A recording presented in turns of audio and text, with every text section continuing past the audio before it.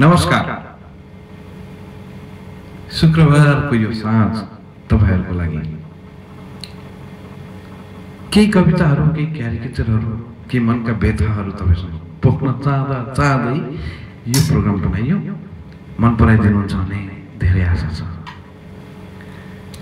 सुरुमा त एउटा कवितै सुनाऊ कि जस्तो लाग्यो, जुन नागेशले सधैँ सुनाउँछ रक्सी खाएपछि। माइला तैँले अब भित्ती खान छाड्नुपर्छ। कविताको शीर्षक। आधुनिकताले तँलाई छोएको छ, आफू मात्र सभ्य ठान्छस् रे। कहिले भाङ, धतुरो, गाँजा भेटे जति जम्मै खान्छस् रे। ल ब्रो, डोज पुगेन ल भन्दै सोही पनि भान्छस् रे। भो माइला छाड दे, समय छँदै सुध्रिनुपर्छ तैँले।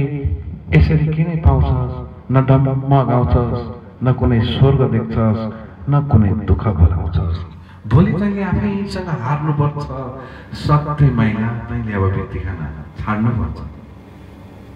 खाई नखाई तेरा बाले कति सपना साँचे होला। छोरो बढ्ने दिन गन्दै औला कति भाँचे होला।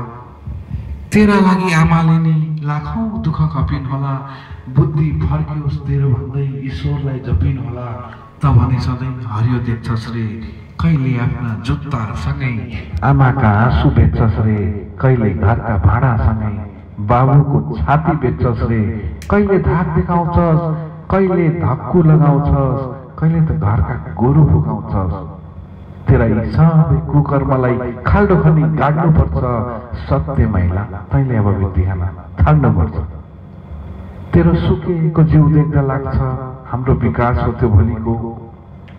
तेरो भगभगे बोली सुन्दा लाग्छ हाम्रो आवाज हो त्यो भोलिको। तेरा अश्लील शब्दहरू सुन्दा लाग्छ हाम्रो साहित्य हो त्यो भोलिको।